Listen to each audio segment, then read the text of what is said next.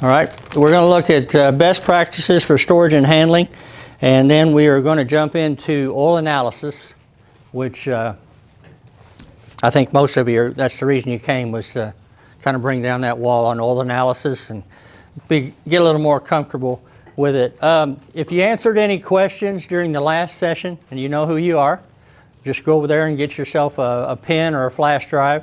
I trust you, and I appreciate your participation. All right, let's talk a little bit about storage and handling. Lubricant packaging and inventory control. Lubricants are packaged in drums, 5-gallon pails, 1-gallon containers. 120-pound kegs are also packaged in totes. You know, I know that totes go out. You want to maintain enough inventory to meet emergencies. You want to work with your lubricant supplier to minimize inventory by utilizing just-in-time deliveries. I used to have a steam generating power plant that had a storage about half of this room, and they would line up their drums of product and they would have above it what each product was. And then every time we made a delivery, I would go in there and check the inventory and see what they needed. And they had just-in-time schedules set up so that I knew what the min and the max should be for each row of product. And every time we brought in new product, we put it at the back of the row. So first in, first out. Okay? Use first in, first out, what I just mentioned. And work with the supplier to determine storage life. We talked a little bit about storage life. All right. Pumps, drums, and totes need to be stored in a dry environment. Lubricants exposed to temperature extremes can lose additive effectiveness. I actually was selling some metalworking fluids one time, and I had a soluble oil. Customer left it outside, had very cold temperatures like you have here in Wisconsin right now. And because of that, the emulsifier that was in that lubricant to help it mix with water, it was a coolant for metalworking. The emulsifier no longer worked because they left it outside at cold temperatures. Lubricants are hygroscopic. Bill mentioned this. A lot of them can absorb moisture from humid air. It's a lot on the ad pack too that can influence that. Varying temperatures can cause breathing in sealed containers, resulting in contamination ingress. Like I said, you can have a sealed drum and it will still breathe in and out and bring in moisture and dirt. Attempt to store lubricants indoors if at all possible, and keep it at moderate temperatures. This is an example of a poor system and a good system. When I worked for an oil company, I used to go out and audit our marketer distributors, and I would take pictures like this. And I would say, hey, this is how your area looks. See all this dirt and dust? That's going to be a problem. Okay? Yes, sir? Henry, there's certain circumstances where people will have to store drums outside. Mm-hmm. Can you explain the proper way to store it? Very good question, Bob. Very good question. Right here. What's going to happen to these drums? You got these two drums sitting here. They both got their seals on. Look at that ring of moisture there that's above that seal right there. What's going to happen to that tank or that drum? When it gets warm, what's it going to do? That oil going to do? It's going to expand. When it gets cold, it's going to contract. Believe it or not, it's going to breathe in and out, and it's going to suck that water into the oil. So how do you avoid that? Okay? How do you keep that water from building up on top? One of the easiest ways to do is to turn those two bungs at 3 o'clock and 9 o'clock and put a 2x4 under there. So that when that water gets onto that lip, it'll come up, but before it can get to either bung hole, it will actually run off onto the ground. That's the ideal way to store it if you have to store it outdoors. Okay? All right. Lube dispensing. Let's talk a little bit about what we can do with lube dispensing. We want to avoid cross-contamination by proper labeling all containers, preferably with color code labels or tags. I used to have customers that would buy our product in pails, and the pails we would have different colored lids on them. A red would be an engine oil. A green would be a hydraulic oil. You know, something like that pattern. And then we would put that same color, a little tile, on a piece of equipment, right where they were supposed to put in the oil, okay? And so by doing that, we avoided this possibility of cross-contamination of product, putting the wrong product in the wrong application. Don't use galvanized containers. I had a guy, I was teaching this class, and it was 15 mechanics for an over-the-road fleet. And I showed him, I put this up, I said, zinc will leach into lubricating oil. And I showed him a picture. Let me show you a picture. I showed him this picture right here. I said, do not use a pitcher like that to pour the oil into your engine. If you do, zinc will leach out of that and it'll show up on your reports. And he was sitting in the back of the room and he just yells out, he goes, son of a bitch. I said, okay, what's going on? He said, that's exactly what I'm doing. He said, I do that. And he said, I've been seeing zinc in my oil for years and I couldn't figure out how it was getting in there. He said, you just showed me. So now he went back and he changed his practice, okay? He didn't use that anymore, all right? Preferably use clean sealed plastic containers. I'm going to show you some pictures here in a minute. Usually use only one container per lubricant type. Don't have any cross-contamination. Optimally filter all lubricants put in the equipment. I think I've kind of beat that horse to death. Filtration, filtration, filtration every time you move it. Optimally filter all lubricants put in equipment. New oil is not necessarily clean and should be filtered. Color code equipment labeling with lube tag. I did that when I was in the field. Use lube filter cart wherever applicable. Filtration, filtration, filtration. This is just a picture of a nice setup. You've got filters down here coming from the oil drums, and above it you've got a desiccant breather. So a very nice setup. Here's some containers that are color-coded that are very good, that reduce the possibility of contamination and cross-contamination between products. These are all poor situations. Anytime you transfer that lubricant from one container to another, that's not good. So for indoor, one of the things that I've heard people actually say is one of the ways we prevent mislubrication is we have an oiler and he's responsible for everything, and he might have a cabinet set up like this and he might have doors on it with a lock and only he can do the lubrication. That's a pretty good idea if you've got the capability to do that.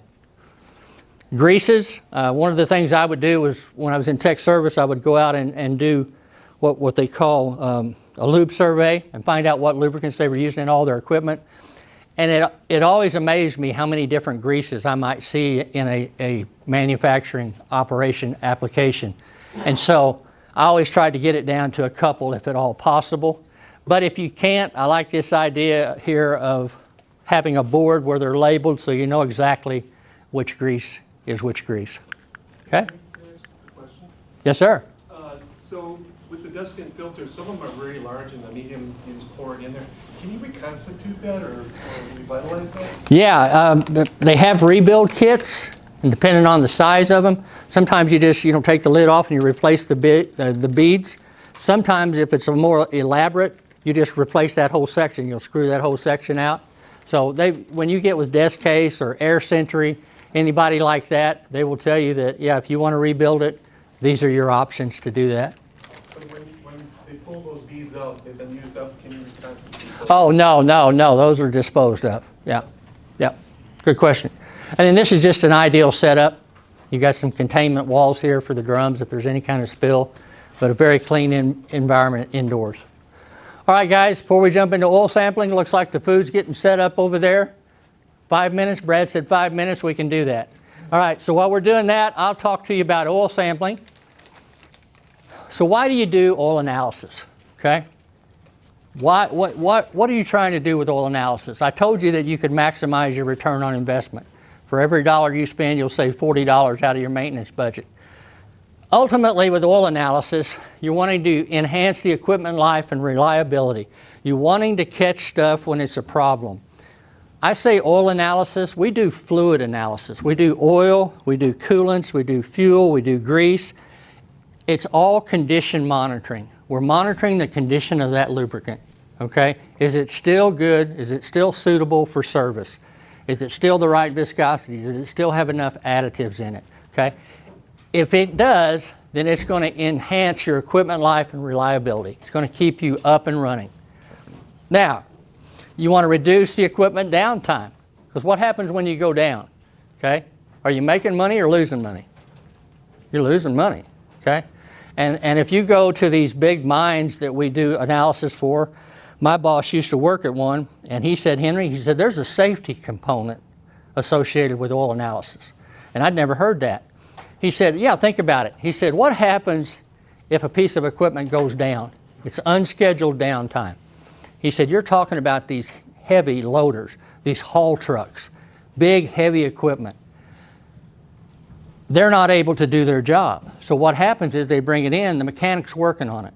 Well, he's got a production guy looking over his shoulder. He's got an operation guy looking over his shoulder. He's got heavy equipment. He gets in a hurry. Somebody gets hurt, okay? So you don't want that. You're losing money, but you're also running a risk of getting people hurt, okay? So there's a safety component. And then you want to extend that lubricant life. And I've been preaching that message for the last year with what we went through with allocations and people not being able to get product.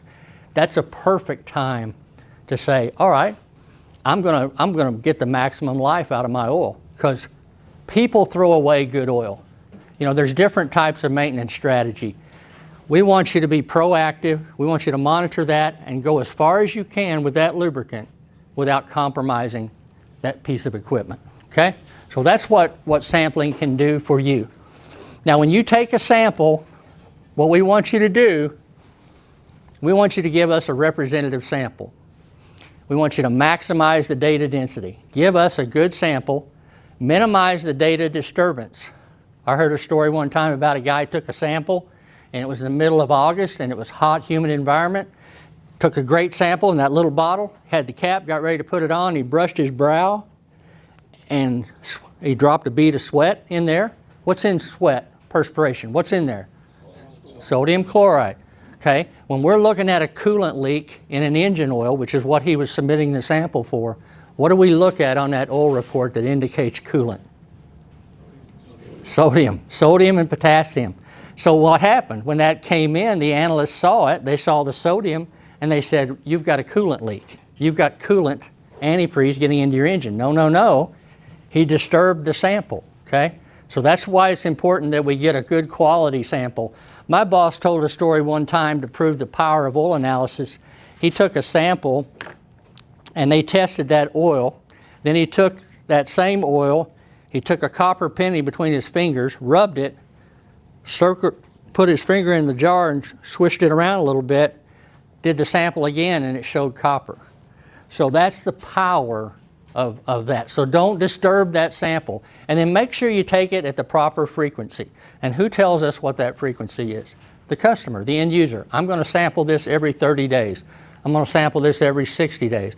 I'm going to sample this every 12,000 miles. You say what that is, but stick to that interval. Why is it important that you pull each and every sample at the same time? Why is that important to us as a lab?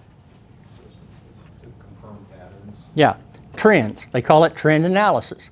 So you're going to expect to see a trend, okay? And you're going to expect to see this go along. And then all of a sudden, if you have an anomaly that hits, you know, you're going minor, moderate, significant, and then severe. Severe is when you've had metal removal, some type of fatigue has taken place, okay? So we're going to watch that trend. But if you're not sampling at the proper time, that's going to affect the trend. So that's why it's important that you pull that sample when we need you to. So, oil sampling, the failure to obtain a representative sample impairs all further oil analysis efforts. I like to say garbage in, garbage out, okay? If you don't give us a good sample, we can't give you a good recommendation. Better way to say it probably is quality in, quality out. Give us a good sample. Maximize the data density. Criteria such as cleanness and dryness of the oil, depletion of additives, and the presence of wear particles being generated by the machine, okay? We want you to maximize the data density. If you pull a sample with a vacuum pump versus you pull a sample through a quick connect, which do you think is going to give us a more representative sample? Quick connect, absolutely. Why is that? Less opportunity for contamination. Say it louder. Less opportunity for contamination. Okay. When you pull a sample with a vacuum pump from an engine, is that engine running or shut down? Shut down. Shut down, okay. If you pull a sample with a port, is that engine shut down or running? Running, okay. Which is a more representative sample? The one that's circulating. It's at operating temperature. Now, if you have to pull a sample with a vacuum pump, how much time do you think, once you shut that engine down until you pull that sample, how far can you go in time before that's no longer considered a representative sample? Diesel engine, you're pulling a sample with a vacuum pump, how far can you go before it's no longer considered a representative sample. What does the industry say? 5 minutes? Okay, minutes. Industry says 60 minutes, 1 hour.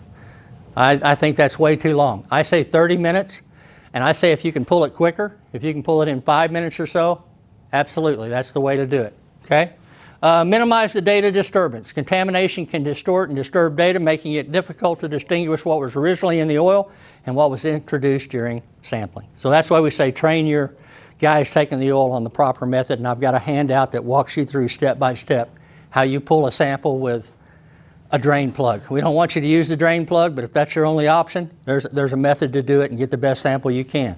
Then the vacuum pump, there's a method for that. Ultimately, we want to see you using sample ports, sample valves. That's the most representative sample. Another thing I'm going to show you here in a minute is you can pull a sample with a vacuum pump. It takes about 20 minutes total for everything to happen. You do it with a sample valve, quick connect, 4 to 5 minutes, okay? That's a huge savings and we get a better sample.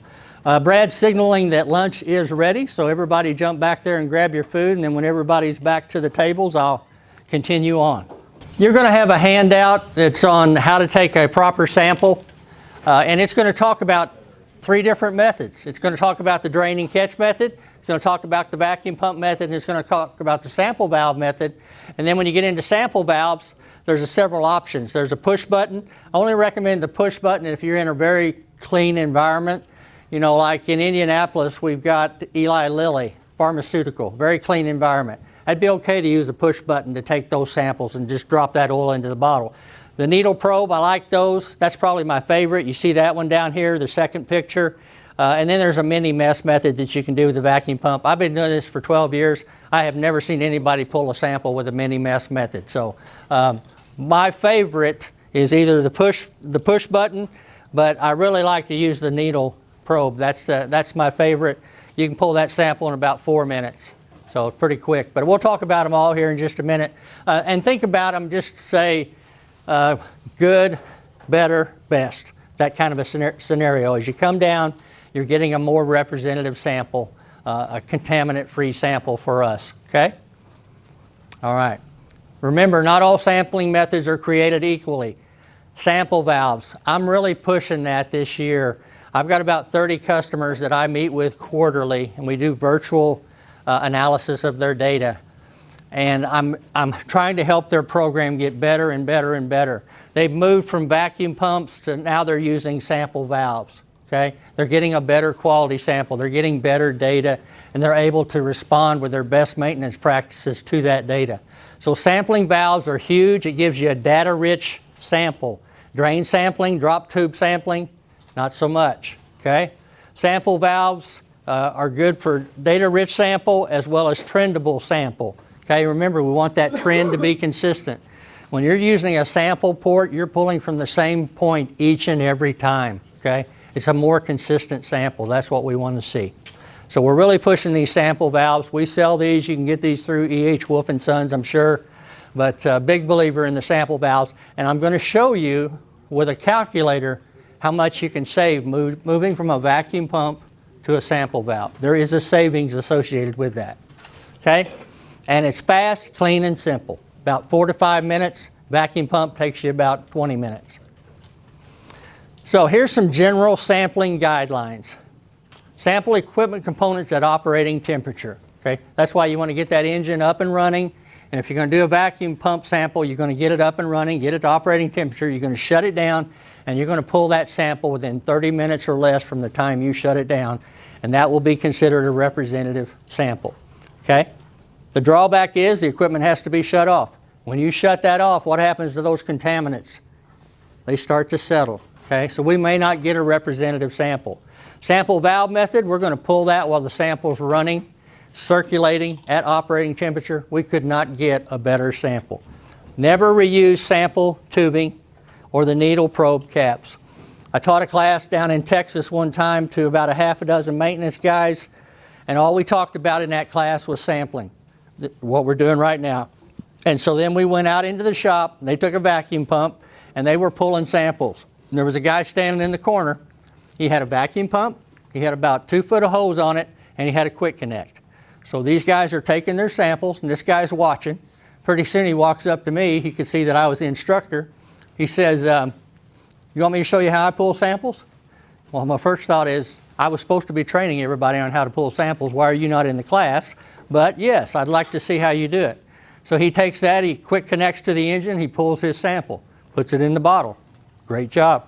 Then he goes over, he's going to pull a hydraulic sample. What did he do? He quick connected, pulled the sample. Okay? Then he goes, hey, now I'll go to the transmission. Quick connect, pull the sample. What did he do wrong? He never changed the tube. He cross-contaminated every one of those samples. Okay? Never reused the tube and never reused those little needle probe caps. Throw them away. Okay? They're very inexpensive. All right, flush dead lines and tubing before capturing a sample.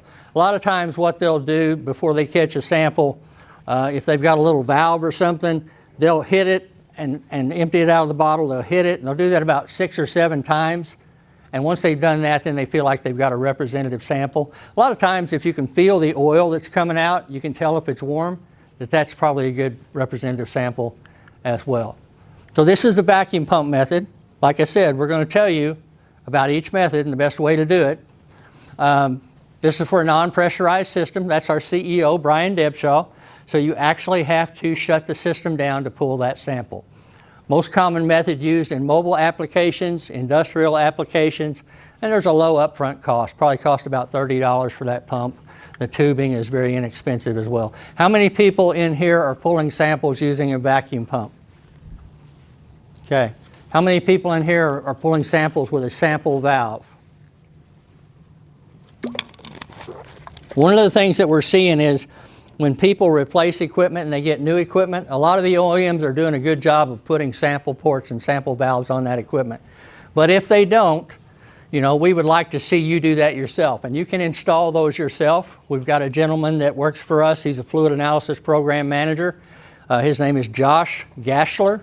Josh has been in the field for years, and we use him to talk to customers when they say, hey, I want to put some sample ports on this diesel engine. This is the model I got. Where should I put it? One of the handouts I'm giving you has a whole list of the different OEMs and models and the type of sample valve you should use. So Josh can help you with that. Our supplier for the valves is Check Fluid. They've got some subject matter experts. They can help you as well. But I want you to understand that once you move to sample valves, you're going to see savings in your fluid analysis program.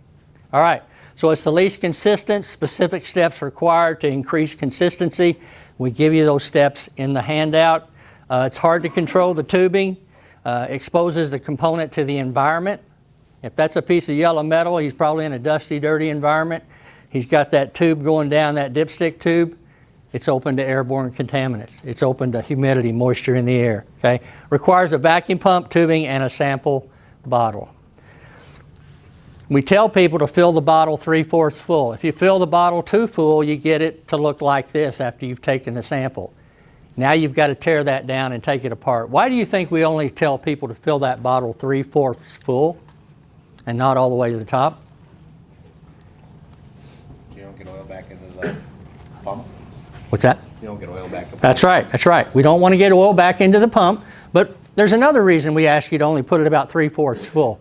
There's a line on it. Don't fill it to the top. What are we going to do to that sample when we get it into the lab? Yep, we're going to shake it, we're going to agitate it. If we're going to run a particle count on it, that ISO cleanliness code that we talked about, we're going to shake it for 15 minutes before we put it in the ISO particle count. So don't fill it to the top. Just about 3/4 is all we need. And if we have to do a rerun, if there's a question on the data, that's more than enough to run a second set of tests on it. Okay? This is just an example of a push button. And like I said, I would use that in a very, very clean environment. I would not use that underground on a continuous miner down there where it's dirty and dusty in a cold environment. Hey, Henry? Yes, sir. So when you shake those samples, you vacuum them to get the air back out of there because it doesn't air show up as consistent? Are there any particles? Bill, that's a good question. I don't know that we automatically do that, but I'd have to ask and find out about that.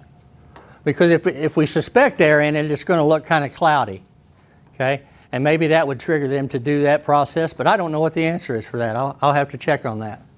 Good question. All right, this is the push button type. You can use it on low pressure systems, anywhere from 4 to 100 psi. Requires a sample bottle, must be a very clean environment like we talked about. Not recommended for environments with heavy airborne contamination. It's like a catch method, does not pull the sample from the bottom. So that's better than using the vacuum pump. This is the push pin method. This is my favorite method. I think it's the quickest method. You just put that bottle cap on there with the 2 vents. You got the tubing, and then you've got a needle that looks very much like the needle we used when we would inflate our basketball and football and soccer balls when we were kids. You put that in there, let that bottle fill 3/4 full, pull that needle out, put a regular cap on it, ready to send it in, okay? Takes about 4 minutes to do that. They're permanently installed. Like I said, some of the new equipment's coming with them already installed. There's different types of varieties of sampling valves. I had a guy the other day, I was doing a data review, one of my 30 customers that we do quarterly, and I told him about sample valves, and he said, well, I don't think that'll work for my application. And I said, well, why don't you talk to Josh, and we'll find out for sure, because sometimes working with check fluid, working with Josh, we can find some workarounds where it might not be feasible, you think, to get a sample valve there, but maybe we can find another way to work around it. So don't give up on sample valves, okay? Allows you to sample while running, reduces sample exposure to the environment, increases the consistency of the sample. You're going to get a quality sample, you're going to get a quality analysis. It reduces labor time. That's where the savings comes in. If you're paying a guy $55, if that's his burden rate based on his salary, his benefits per hour, and it takes him 20 minutes to pull 1 sample with a vacuum pump, and he can pull another sample, that same sample, in 4 minutes using a sample valve, there's a savings there, okay? He's pulling more samples for less cost of his salary, okay? And it reduces equipment downtime. You keep it up and running. This is the push pin method, used on systems with 4 to 1,000 psi, okay? Now this is push pin versus the push button. So you can see we've increased the psi, so you can pull these on higher pressure systems. Permanently installed push pin valve. You take that probe, you simply just put it into that little opening right there, and as you do, the bottle fills up. Once that bottle's 3/4 full, you pull that needle out, put a cap on it, it's ready to be sent to the lab, okay? And then this is just a step-by-step method that walks you through it. It's also going to be that same step-by-step method on the handout that you're going to be receiving. This is the mini mesh method. Like I said, I'm not going through it because what I don't like about it, it is completely sealed. There's no way you can get any contaminants into it. But what I don't like about it is you got to use a vacuum pump, you got to use the tubing, and it takes longer. And if it's going to take longer to do, why wouldn't you just do the needle probe and get it in 4 to 5 minutes? That's what we want to see. Okay? This is a Pitot tube. How many of you guys have ever heard of a Pitot tube valve? This is what we use on gearboxes. I love this for gearboxes. What happens if you got a gearbox and you take that reservoir cap off there, you put a tubing down with a vacuum pump to pull that sample? What inevitably is going to happen to that tubing? Huh? What are those gears going to do? Chew it up. They're going to pull it, okay? So use a Pitot tube. What a Pitot tube does is you say, okay, I've got a gearbox. My reservoir is at this level. I'm going to put a Pitot tube in the side of that reservoir, okay, in the side of that sump. And I'm going to pull the sample from the middle of that oil level. That's where you want to pull the sample on a gearbox.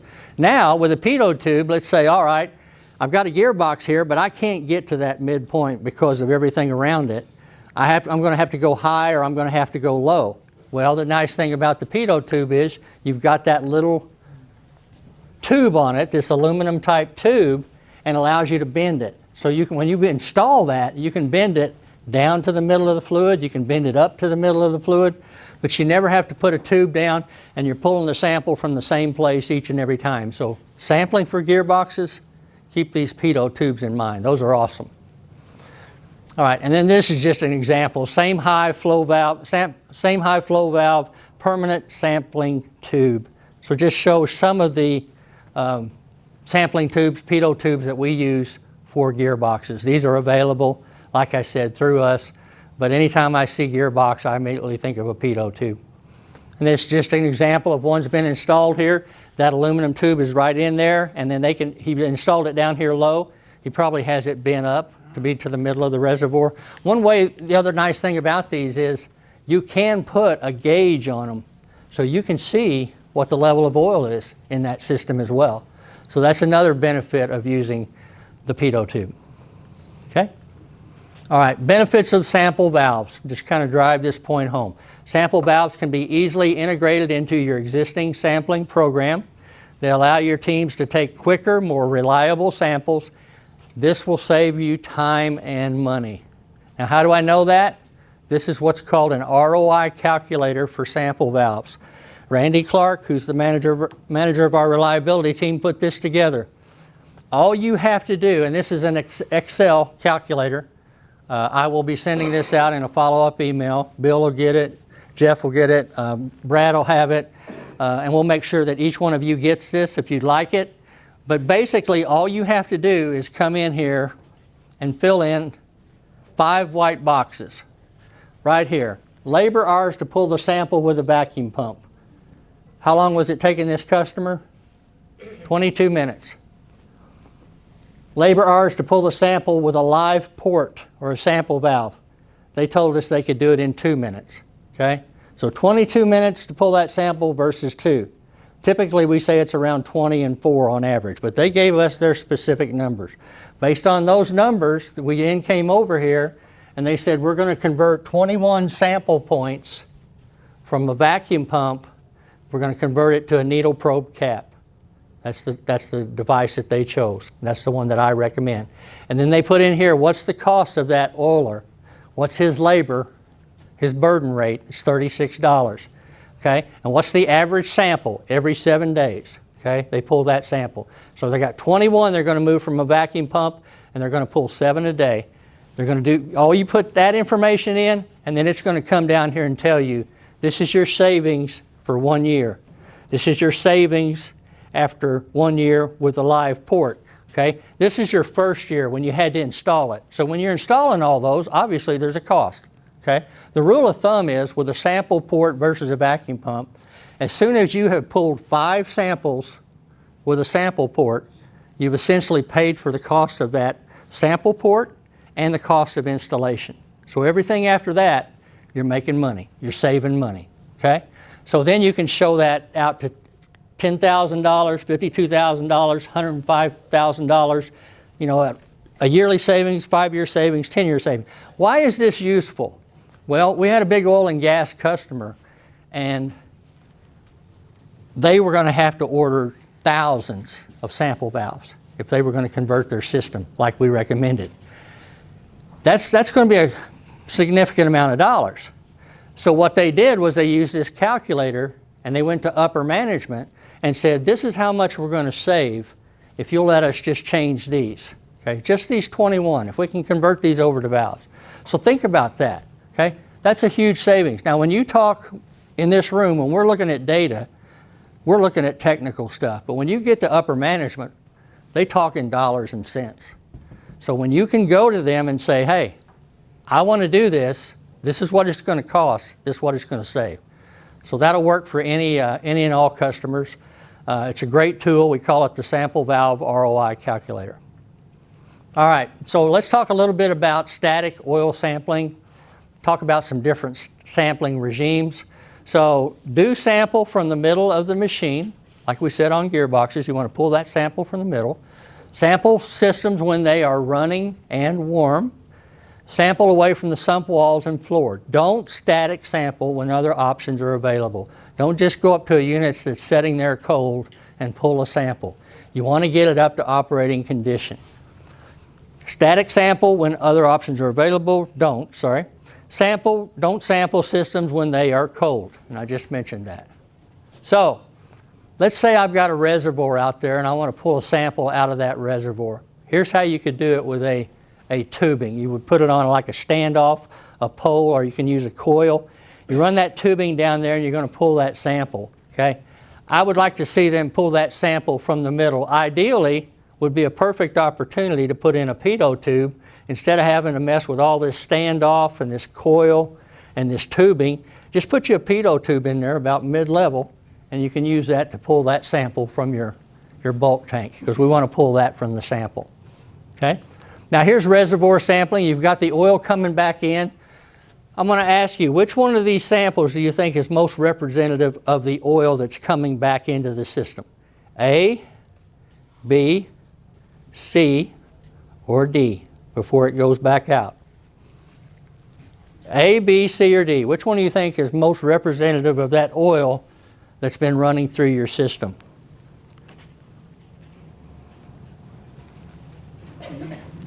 Say again? B? The return line is coming from your equipment, okay? You always want to put, if you can, you want to put a sample port on your return line, because that's the most representative of what's going around in your system. If you wait until it hits the reservoir, what happens? It becomes diluted, okay? But still, even though it's diluted, A would be your best, because it would be closest to the return line. B would not be so good, C would not be so good, and D would be even worse, okay? Does that make sense? So you want to pull it from your return line if at all possible. There's a good book out there that Noria puts out. It's on Basic Oil Analysis 101, and I can't tell you how many times they specify in that book, always try to put your sample port, your sample valve, on your return line before it gets back to the reservoir. That's the last best sample that you can pull for your system. Okay? Here's some live zone sampling. When the oil's moving, we're using some sample ports. Sample from the live fluid zone, do sample from turbulent zones. When this oil comes through here, let's say you've got an elbow. When that oil comes through here, what's going to happen at this elbow? Any contaminants that are in there, what's going to happen to those? Well, they're actually going to get stirred up, okay? Because it hits that elbow. That's considered a turbulent zone. That's where you want to pull from, okay? Sample from those turbulent zones. Sample downstream of critical components. If you've got a mission critical component, you want to pull the sample immediately after that to see how it's doing. And then you'll sample before the filters. You don't want to sample after the filters because it's going to pull out any of those wear metals, any of those contaminants, things like that. Now I did put in here after. Sometimes you will sample before a filter and after a filter. Why are you doing that before and after a filter? Yeah, you're testing the filter. If it's a 10 micron absolute, is it doing its job? So that would be a time where you would put a sample port before or after a filter. Don't sample from the pipe length, from dead pipe lengths. Don't sample from laminar flow zones. This is a laminar flow zone right here. And by laminar, it means it's blowing by. So if you've got a sample port right here, if you've got it here at the elbow, it's stirred up, you're getting a good sample. If you've got a sample port right here, there's a chance you're going to get blow by. You're not going to catch everything that's in that sample. So that's one thing that you should don't do. Don't sample when the machine is cold or off. A lot of these things I'm repeating, but I'm really trying to get the message home. Let's get the best sample that we can. Here's gearbox sampling, just to illustrate. You drop the tube down, the gears are going to chew it up. Well, let's do a drill and tap of a sample valve, a pitot tube, and then we just curve it down to the middle of the reservoir, or if we can put it in at the middle of the reservoir, even better, okay? Well, pitot tubes and gearboxes go hand in hand. All right, here's an example of how we can use a sample port to do some root cause analysis. Let's say we're taking the oil out of this reservoir, it goes through a pump, and we put a sample port right here. And we're just looking at one element. Let's say we're looking at iron, okay? And so it goes through the pump and it's at 10 parts per million iron. Comes over here, it's got these 3 bearings, and these bearings manifold back together. This one says 25 ppm, this one says 25 ppm, this one says 250 ppm, okay? That's where you would want a secondary port. If we didn't have that secondary port, those secondary ports in there, it would go in at 10 micron. It would come through these, and we would see that it's 175 parts per million. And all of a sudden we say, okay, what's going on here? You know, why did it go from 10 to 175? And then if you've got these secondary sample ports, one before and one after, these ones after, you can see this one went to 25, this went to 25, this was at 250. So you know this is the bearing that's causing you the trouble. So that's how you can use before and after primary and secondary ports. And then on pumps, I like to put in these Pitot tubes on the bottom of pumps. The drain plug, whenever you drain it out, just go ahead and put that in there. Cut that tube to the right length so it's middle of the reservoir. And you can use that each and every time to pull your sample on pumps. Bottle types. This is the type of bottle that we typically see. It's going to be kind of a cloudy color to it. Then you've got the bottle over there to the right, nice and clear. You can see the oil's nice and bright. Why wouldn't we use that kind of bottle on the right? Because it would allow you to see better. You can see any contaminants in there, any precipitates, anything like that. Why wouldn't we use that bottle on the right? Might be a little plastic for the oils break down. Say again? Might break down with the different oils. It does. It does. It absolutely does. What happens is that bottle's good for a temperature of about 180 degrees. What happens if you pull an engine oil sample? How much is that? 210, 220? Okay, that bottle's going to soften. So that's why we have to use this, just because of the ability of the bottle to handle the higher temperature.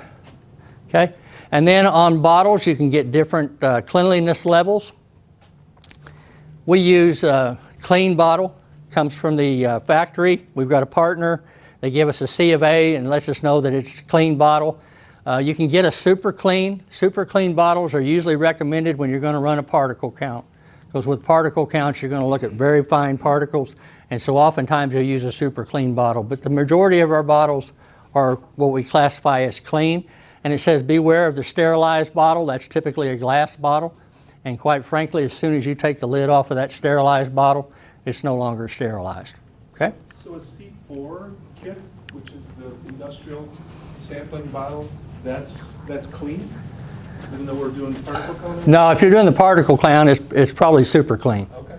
Yeah, yeah. Anytime we do particle count, we're going to want to use that super clean bottle. And that would automatically come with it? Yeah, yeah. Whenever we see particle count, yeah, it's automatically set up. So there's a price difference between the two? What's that? Definitely a price difference between the two? I don't know that we do that. I don't know that we pass on a price difference on that. It's a good question.